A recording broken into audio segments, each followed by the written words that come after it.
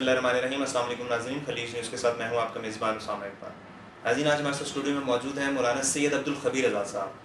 مولانا صاحب کسی تعارف کے محتاج نہیں ہیں۔ مولانا صاحب روحیت حلال کمیٹی کے چیئرمین ہیں اور اس کے ساتھ ساتھ خطیب بادشاہی مسجد لاہور بھی ہیں۔ پہلے بھی مولانا صاحب ہمارے نیوز چینل کی زینت بن چکے ہیں اور آج پھر ہماری خوش قسمتی ہے کہ مولانا صاحب نے ہمیں مہمان نوازی کا موقع دیا۔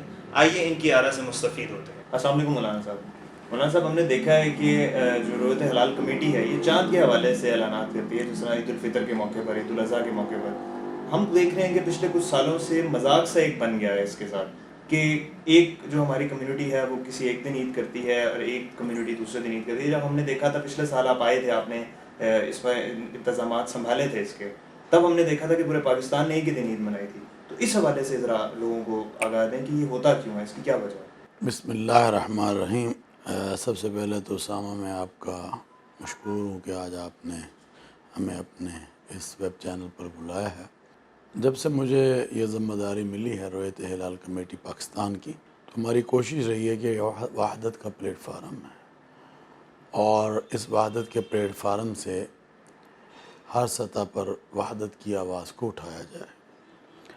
آپ جانتے ہیں کہ یہ روحیت ہلال کمیٹی پاکستان جو مرکزی ہے، اس میں تمام مسالک ہیں اور فلکیات کے ماہرین ہیں۔ وزارت سائنس اینڈ ٹیکنالوجی جو ہے اس کے کن جو ہیں وہ بھی ہمارے ساتھ ہیں۔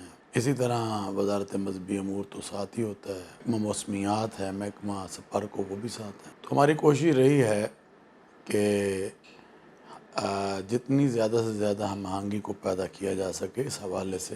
باقی یہ ہے کہ جو رسول اکرم صلی اللہ علیہ وسلم کا ارشاد ہے، ہم نے چلنا تو اس پہ ہے کہ چاند کو دیکھ کر روزہ رکھو، چاند کو دیکھ کر روزہ رکھنا بند کر دو۔ شریعت کا جو پہلو ہے سب سے اہم وہی ہے، اور باقی فنی معاونت ہے اور ٹیکنالوجی جو ہے وہ بھی آگے جا رہی ہے، تو اس میں جو فنی معاونت ہوتی ہے اس کو بھی ہم لیتے ہیں، کوئی ایسی بات نہیں۔ فیصلہ شریعت کی بنیاد اور شہادت اور گواہی کی بنیاد پر کیا جاتا ہے۔ اس سے پہلے جب مجھے یہ ذمہ داری دی گئی تو میں نے کوشش یہ کی کہ پاکستان میں ایک دن روزہ ایک دن عید ہو، اور الحمدللہ پچھلے سال آپ نے دیکھا کہ اللہ نے ہمیں کامیابی دی۔ میں نے پورے ملک کے علماء سے ملا اور پھر حضرت مفتی شہاب الدین پپلزئی جو ہیں، جو کہ خیبر پختونخوا میں جو علیحدہ سے اپنی پرائیویٹ طور پر بیٹھتے ہیں، ان سے ملا، اور کوشش یہی تھی ایک وحدت کو پیدا کریں اور ایک ایسا فیصلہ ملک میں ہو کہ جو من و عن پورے قوم جو ہے اس کو تسلیم کرے، اور کوئی جگہ ایسی نہ ہو جہاں سے ایسے کو فیصلے ہوں جس سے کہ قوم کے اندر جو ہے وہ دوریاں پیدا ہوں۔ مگر ہمارا عزم، ہمارا ارادہ وہی ہے، کیونکہ رمضان کا روزہ بھی اگر کوشش نہ ہوتی تو شاید وہ بھی ایک دن پہلے ہو جاتا اس دفعہ۔ تو ہم نے کوشش کر کے اس کو بھی اللہ کے فضل و کرم سے یہ کیا کہ ہم اکٹھے ایک دن ہمارا اعلان ہوا۔ ہماری کوشش اب بھی یہی ہوگی کہ ہم سب کو لے کے ساتھ چلیں اور پاکستان کے اندر ایک دن روزہ اور ایک دن عید کا اعلان ہو، اور ہمارا ایکٹ جو ہے وہ بھی پاس ہونے کے لیے اسمبلی میں پڑا ہے، جس میں یہ ساری چیزیں موجود ہیں، اور اس کے علاوہ ہم ایس او پیز بھی بنا رہے ہیں جن پر ہم چاہتے ہیں پورے ملک کے علماء کو اتفاق رائے کے ساتھ وہ کیا جائے۔ یہ ساری چیزیں میں نے خود مطلب کہ آپ کو پتہ کہ جب سے میں آیا ہوں تو اس کو ہم کر رہے ہیں، اور ایک کوشش یہ بھی ہے کہ جتنی اعلانات ہیں ہمارے ان کو باقاعدہ جو ہے ریکارڈ کا حصہ بنایا جائے۔ اچھا مولانا صاحب، ابھی حال ہی میں آپ نے انٹرنیشنل کانفرنس جو امن کے حوالے سے تھی اس میں شرکت کی تھی، جو کہ ریاض میں ہوئی تھی اور قطر میں بھی ہوئی تھی۔ اس حوالے سے تھوڑا سا ہمارے آڈینس کو بتائیے گا کیسی رہی وہ؟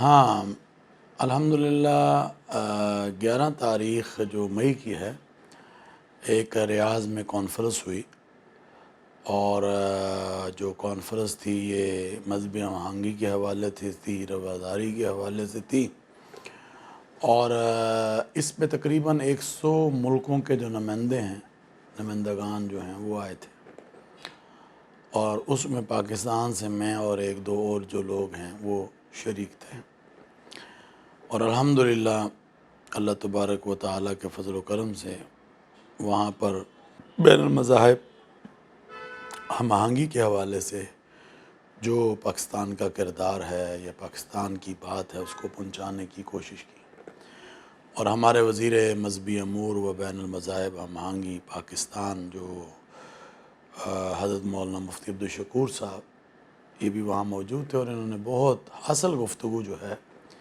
اس پروگرام میں کی، اور الحمدللہ میں نے وہاں پہ تمام جو دنیا بھر کے لوگ آئے ہوئے تھے ان حضرات سے ملاقاتیں بھی کی، اور اس کے بعد میں نے وہاں پہ جو ہمارا نیریٹو اور بیانیہ پیغام پاکستان اس کو بھی لوگوں کے درمیان تقسیم کیا۔ اس کے حوالے سے جب انہوں نے پڑھا تو پھر انہوں نے کہا کہ یہ تو بہت پاکستان کی عظیم کوشش اور پیش رفت ہے جس کو ہم سمجھتے ہیں کہ اپریشیٹ کرنا چاہیے۔ عبدالکریم عیسیٰ حفظہ اللہ تعالی وہ تھے اس کے میزبان، اور دنیا بھر کے جو اسکالرز ہیں انہوں نے اس میں شرکت کی، اور آرتھوڈاکس تھے، رومن کیتھولک، پروٹسٹنٹ، اور دنیا بھر کے نمائندے جو ہیں اس میں آئے تھے۔ پھر اس کے بعد قطر میں 23 تاریخ سے لے کے 26 تاریخ تک ایک کانفرنس منعقد ہوئی، وہ دوحہ میں تھی، اور اس کا عنوان بھی تقریباً ملتا جلتا بین المذاہب امن کانفرنس کے حوالے سے۔ اور یہ جو ہیٹ سپیچ ہے یا ہیٹ لٹریچر ہے اس کے حوالے سے بات کی گئی۔ ہمارے نبی حضرت محمد الرسول اللہ صلی اللہ علیہ وسلم کا فرمان ہے کہ تم میں بہترین انسان وہ ہے جو دوسرے انسانوں کو نفع پہنچائے، اور پھر قرآن کریم ہمیں یہ بھی درس دیتا ہے لَقُمْ دِينُكُمْ وَلِيَ دِين، کہ تمہارا دین تمہارے پاس اور ہمارا دین ہمارے پاس، اور اسی چیز کو سامنے رکھتے ہوئے ہمیں آگے بڑھنا ہے، اور جو مشترکات ہیں اس پر بات ہو سکتی ہے۔ تو الحمدللہ یہ وہ جد و جہد ہے جو آج ہمیں ریاض میں، دوحہ میں، میڈرڈ میں، مکہ میں نظر آئی، جس کوشش کو آج سے 50 سال پہلے ہمارے والد حضرت مولانا عبدالقادر رضا رحمۃ اللہ علیہ نے شروع کیا، اور آج میرا خیال ہے کہ 30 سال ہو گئے ہیں مجھے کہ میں اس کوشش کو اور کاوش کو لے کر آگے جو ہے بڑھ رہا ہوں، کیونکہ یہ میرا مشن ہے، اور میری کوشش یہ ہوتی ہے کہ تمام مذاہب کے درمیان ہم آہنگی اور رواداری کو پیدا کیا جائے۔ تو یہ اچھی بات ہے کہ ریاض بھی سے بھی ایک اعلامیہ جاری ہوا، اور اسی طرح قطر سے بھی ایک اعلامیہ جاری ہوا، اور وہ لوگوں کے درمیان قربت کو پیدا کرنا تھا۔ تو ہم یہ سمجھتے ہیں کہ اس کو لے کے آگے بڑھنا چاہیے۔ یہاں بھی میں نے پاکستان کی جو نمائندگی کی اس میں پیغام پاکستان جو ہے میرا موضوع رہا، اور میں سمجھتا ہوں کہ آج ہمیں ضرورت ہے کہ ہم جتنے چیلنجز اس ملک کو یا امت مسلمہ کو درپیش ہیں ان کو ختم کرنے میں اپنا جو ایک خاص کردار ہے اس کو ادا کریں۔ اللہ تعالیٰ کا فرمان ہے وَلَقَدْ كَرَّمْنَا بَنِي آدم، کہ ہم نے آدم کی اولاد کو عزت عطا کی۔ جب اللہ نے عزت عطا کی ہے تو ہم کون ہوتے ہیں عزتوں کو بگاڑنے والے؟ تو بہرحال ہمیں چاہیے کہ ہم مل کر آگے بڑھیں، اس پاکستان کو مضبوط کریں، پاکستان کے اداروں کو مضبوط کریں۔ پاکستان میں امن ہوگا تو خوشحالی آئے گی، امن ہوگا تو استحکام آئے گا، امن ہوگا تو سب کچھ ہوگا۔ تو اللہ تعالیٰ سے دعا ہے کہ اللہ تعالیٰ ہمارے اس ملک پاکستان کو عافیت عطا فرمائے، اور میں یہ سمجھتا ہوں کہ آج نوجوانوں کو ضرورت ہے برداشت کی، صبر کی، اور پھر پاکستان کی محبت کو لے کے آگے بڑھنے کی، کیونکہ آج جن رویوں کو ہم دیکھ رہے ہیں کہ چینج ہو رہے ہیں جو کہ ٹھیک نہیں ہیں، اور پھر پاکستان ہمارا ملک ہے، اور کہتے ہیں نا وطن سے محبت ایمان کا حصہ ہوا کرتی، تو بات یہ ہے کہ یہ اللہ کی نعمت آئے ہیں مل کے اس کو مضبوط بنائیں۔ یہ افواج پاکستان ہمارا ایک عظیم ادارہ ہے، اور یہ ایک ایسا ادارہ ہے کہ اس ادارے نے پاکستان کے لیے جو قربانیاں پیش کی، پاکستان کے عوام کے لیے، پاکستان کی دھرتی کے لیے، کیونکہ اگر وہ لوگ وہاں نہ کھڑے ہوں تو آج ہم امن کے ساتھ نہ بات کر سکتے تھے، نہ یہاں پر بیٹھ سکتے تھے۔ تو یہ اچھی بات ہے، اور ہم سمجھتے ہیں کہ ہماری فوج بہادر ہے، دنیا کی مانی ہوئی فوج ہے، اور آج ہمیں اس کو مضبوط بنانا ہے، اور پوری قوم کی دعائیں ہماری پاک آرمی اور پاک فوج کے ساتھ۔ پاکستانی وفد جو ہے وہ اسرائیلی صدر سے ملاقات کر کے آیا، اور اسرائیلی صدر نے کافی اس کو سراہا ہے ان کی اس ملاقات کو. اور اسی حوالے سے عمران خان صاحب جو سابق وزیر اعظم ہیں ان کا بھی بیان آیا ہے کہ میرے پر کافی پریشر ڈالا گیا تھا کہ اسرائیل کو تسلیم کیا جائے. تو آپ کو کیا لگتا ہے کہ پاکستان کس موڑ پہ جا رہا ہے؟ کیا واقعی اسرائیل کو تسلیم کرنے جا رہا ہے؟ اگر ہاں تو کرنا چاہیے یا نہیں؟ میں یہ سمجھتا ہوں کہ اسرائیل جو ہے اتنا ظلم ہمارے فلسطین کے بھائیوں پہ کر رہا ہے اور زیادتیاں کر رہا ہے کہ آج ساری دنیا کے سامنے ہم مذاہب میں الحمدللہ دنیا بھر میں جاتے ہیں، بیٹھتے ہیں، اس میں تمام ریلیجن کے لوگ ہوتے ہیں. بحیثیت انسان ہمیں جو اسلام کو سمجھتے ہوئے ایک میسیج دینا وہ ہم نے دینا ہے اور لے کے آگے بڑھنا ہے.